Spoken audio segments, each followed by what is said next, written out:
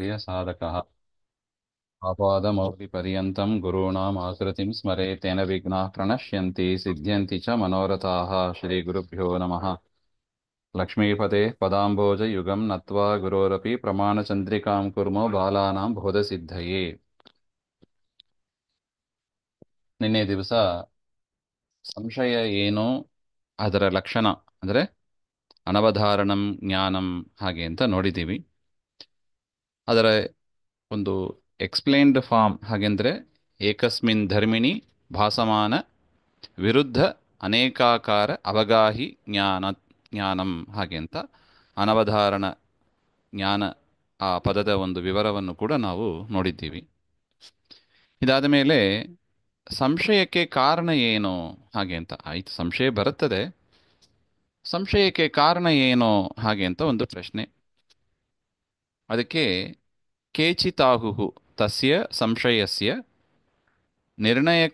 ನಿರ್ಣಾಯಕ ಅಭಾವ ಸಹಕೃತಾಃ ಸಾಧಾರಣಧರ್ಮ ಅಸಾಧಾರಣಧರ್ಮ ವಿಪ್ರತಿಪತ್ತಿ ಉಪಲಬ್ಧಿ ಅನುಪಲಬ್ಧಯಃ ಪಂಚಕರಣಾನಿ ಇತಿ ಕೇಚಿತ್ ಆಹುಹು ತನ್ನ ಹಾಗೆ ಅಂತ. ಕೇಚಿತ್ ಅಂದರೆ ನೈಯಾಯಿಕರು ಈ ಸಂಶಯಕ್ಕೆ ಕಾರಣ 5 ಬಗೆಯಾಗಿ ಹೇಳಿದ್ದಾರೆ. ಸಂಶಯ ಹುಟ್ಟೋದಕ್ಕೆ ಏನು ಕಾರಣ ನೋಡಿ, ನಾವು ಯಾವತ್ತಾರು ಯೋಚನೆ ಮಾಡಿದ್ದುಂಟಾ ಸಂಶಯ ಯಾಕೆ ಹುಟ್ಟುತ್ತದೆ ಹಾಗೆ ಅಂತ? ಅದರ ಬಗ್ಗೆ ಸ್ವಲ್ಪ ಬೆಳಕನ್ನು ಚೆಲ್ಲುತ್ತಾ ಇದ್ದಾರೆ.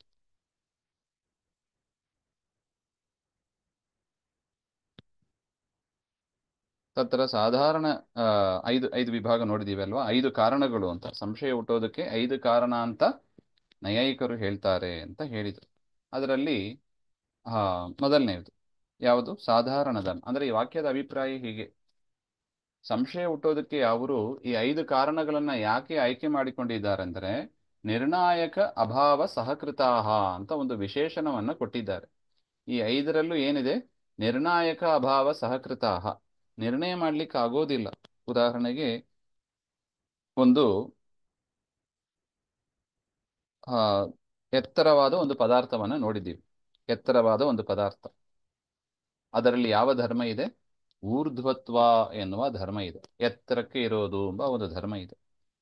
ಅದನ್ನು ನೋಡಿದ ಕೂಡಲೇ ಇದು ಏನು ಮರನೋ ಅಥವಾ ಸ್ಥಾನುವೋ ಅಥವಾ ಪುರುಷನೋ ಹಾಗೆ ಅಂತ, ಕೋಲೋ ಅಥವಾ ಒಂದು ಪುರುಷನೋ ಹಾಗೆ ಅಂತ ಒಂದು ಸಂಶಯ ಬಂತು. ಅಥವಾ ಮರವೋ ಕೋಲೋ ಅಂತ, ಮರನೋ ಪುರುಷನೋ ಅಂತ. ಇಬ್ಬರಲ್ಲಿ ಏನಿದೆ? ಊರ್ಧ್ವತ ಇದೆ, ಊರ್ಧ್ವತ್ವ ಎನ್ನುವ ಸಾಧಾರಣ ಧರ್ಮ ಇದೆ. ಆದರೆ ಮರ ಅಂತ ನಿರ್ಣಯ ಮಾಡ್ಲಿಕ್ಕೆ ಆಗೋದಿಲ್ಲ. ನೋಡಿ, ನಿರ್ಣಾಯಕ ಅಭಾವ ಸಹಕೃತ. ಯಾಕೆ? ಮರಗಳು ಅಂದ್ರೆ ಹೇಗಿರ್ಬೇಕು? ವಕ್ರವಾದ ಟೊಂಕೆಗಳು, ಬ್ರಾಂಚಸ್ ಎಲ್ಲ ಇರಬೇಕು. ಆ ರೀತಿಯಾಗಿ ಕಾಣಿಸ್ತಾ ಇಲ್ಲ, ಆದರೆ ಎತ್ತರಕ್ಕಿದೆ. ಸರಿ, ಮನುಷ್ಯ ಅಂತ ಹೇಳೋಣವೇ ಅಂದ್ರೆ ತಲೆ, ಕೈಕಾಲುಗಳು ಅವುಗಳು ಯಾವುದು ಸ್ಪಷ್ಟ ಕಾಣಿಸ್ತಾ ಇಲ್ಲ. ಅದರಿಂದ ಸಂಶಯ ಬಂತು, ಇದು ಮರವೋ ಅಥವಾ ಒಂದು ಪುರುಷನೋ ಹಾಗೆ ಅಂತ. ಸೊ ಅದು ನಿರ್ಣಾಯಕ ಅಭಾವ ಸಹಕೃತ, ನಿರ್ಣಯ ಮಾಡ್ಲಿಕ್ಕೆ ಆಗೋದಿಲ್ಲ.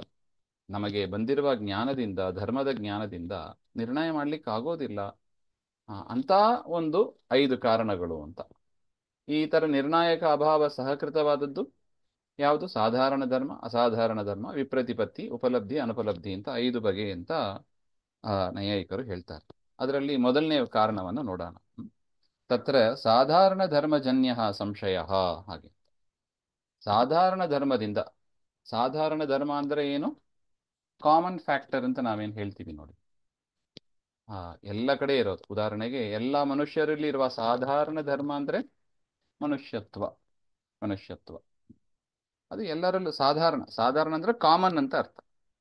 ಸಾಧಾರಣ ಅಂದ್ರೆ ಆರ್ಡಿನರಿ ಅಂತ ಅರ್ಥ ತಗೋಬಾರದು. ಆರ್ಡಿನರಿ ಬಸ್ಸು, ಸ್ಪೆಷಲ್ ಬಸ್ಸು ಅಂತೆಲ್ಲ ಇದೆ ನೋಡಿ, ಆ ಥರ ಇಲ್ಲ ಅದು. ಇಲ್ಲಿ ಸಾಧಾರಣ ಅಂದ್ರೆ ಏನು? ಕಾಮನ್. ಯಾವ ಧರ್ಮ ಎಲ್ಲ ಪದಾರ್ಥದಲ್ಲೂ ಇದೆಯೋ ಅದು, ಅಂದರೆ ಲಿಮಿಟೆಡ್ ಸ್ಕೋಪಲ್ಲಿ ಎಲ್ಲ ಪದಾರ್ಥದಲ್ಲೂ ಇದೆ, ಅದು ಸಾಧಾರಣ ಧರ್ಮ. ಅಸಾಧಾರಣ ಧರ್ಮ ಅದು ಸ್ಪೆಸಿಫಿಕ್ ಆಗಿರೋದು ಅಂತ ಒಂದು ಅರ್ಥ. ಪ್ರಕೃತ ಸಾಧಾರಣ ಧರ್ಮ ಈಗ ಹಿಂದೆ ನೋಡಿದ ದೃಷ್ಟಾಂತನೇ. ಸ್ಥಾನುಪುರುಷಯೋ ಸಾಧಾರಣಂ ಊರ್ಧ್ವತಾಲಕ್ಷಣಂ ಧರ್ಮಂ ಪುರೋವೃತ್ತಿಂ ಉಪಲಭ್ಯ पुरवर्तिनि उपलभ्य स्थाणुपुरुषौ स्मृत्वा विशेषजिज्ञासायां स्थाणुत्वनिश्चायकं वक्रकोटरादिकं पुरुषत्वनिश्चायकं शिरःपाण्यादिकम् अनुपलभमानस्य डोलायमानं ಸಂಶಯಜ್ಞಾನಂ ಉತ್ಪದ್ಯತೆ ಕಿಮಯಂ ಸ್ಥಾಣುಃ ಪುರುಷೋ ವಾ ಇತಿ. ಹಾಗೆ ಎಷ್ಟು ಚಂದ ಇದೆ ನೋಡಿ. ಹಾ, ಸಾಧಾರಣ ಧರ್ಮದಿಂದ ಉಂಟಾಗುವ ಸಾಧಾರಣ ಧರ್ಮಜನ್ಯ ಸಂಶಯ ಅಂತ ಬರೀತಾರೆ ನೋಡಿ.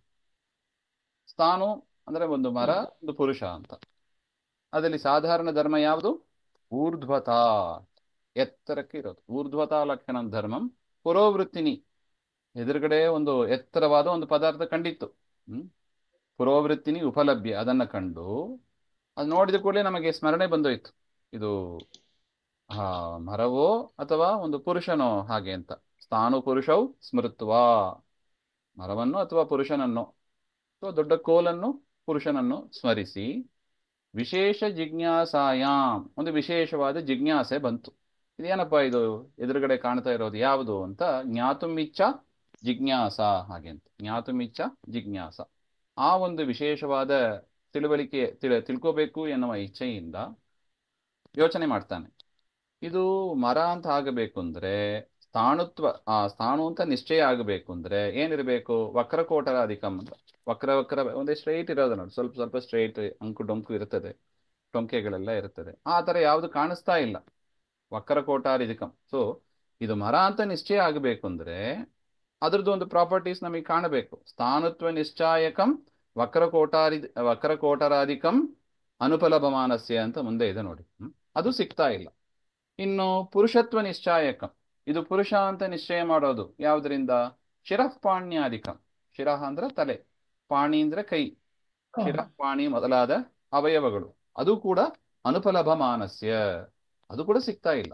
ಅದರಿಂದ ಡೋಲಾಯಮಾನ, ಅದರಿಂದ ಮನಸ್ಸಿನಲ್ಲಿ ಡೋಲಾಯಮಾನ ಅಂದ್ರೆ ಚಂಚಲ ಶುರುವಾಯಿತು. ಇದು ಯಾವುದು? ಸ್ಥಾಣುವ ಪುರುಷೋವ, ಹಾಗೆ ಅಂತ ಸಂಶಯ ಜ್ಞಾನಂ ಉತ್ಪತ್ತಿಯತೆ. ಈ ರೀತಿಯಾಗಿ ನಮಗೆ ಸಂಶಯ ಜ್ಞಾನ ಉತ್ಪತ್ತಿ ಆಯಿತು. ಸೊ ಇದಕ್ಕೆ ರೂಟ್ ಕಾಸ್ ಯಾವುದು? ಸಾಧಾರಣ ಧರ್ಮ. ಯಾವುದು ಸಾಧಾರಣ ಧರ್ಮ ಈ ಒಂದು ದೃಷ್ಟಾಂತದಲ್ಲಿ? ಊರ್ಧ್ವತಾ. ಊರ್ಧ್ವತಾ ಎನ್ನುವ ಸಾಧಾರಣ ಧರ್ಮ ಅದು ಮರದಲ್ಲೂ ಇದೆ, ಪುರುಷನಲ್ಲೂ ಇದೆ, ಹಾಗೆ ಅಂತ. ಅದರಿಂದ ಸಂಶಯ ಜ್ಞಾನಂ ಉತ್ಪತ್ತಿ. ಏನಂತ ಸಂಶಯ? ಕಿಮಯಂ, ಎದುರುಗಡೆ ಕಾಣ್ತಾ ಇರುವ ಪದಾರ್ಥ ಸ್ಥಾಣು ಅಥವಾ ಪುರುಷ, ಎದುರುಗಡೆ ಕಾಣೋದು ಮರವೋ ಪುರುಷನೋ ಹಾಗೆ ಅಂತ ಒಂದು ಸಂಶಯ ಬಂತು ಅಂತ. ಇದು ಸಾಧಾರಣ ಧರ್ಮದಿಂದ ಉಂಟಾದ ಒಂದು ಸಂಶಯ ಅಂತ. ಅದೇ ತರ ಅಸಾಧಾರಣ ಧರ್ಮ ಅಂತ ಹೇಳ್ತಾರೆ. ಅದೇನು ಅಂತ ಮತ್ತೆ ನೋಡೋಣ. ಶ್ರೀಮಧ್ವಾಂತರ್ಗತ ಶ್ರೀಕೃಷ್ಣ ಅರ್ಪಣಮಸ್ತು. ಶ್ರೀ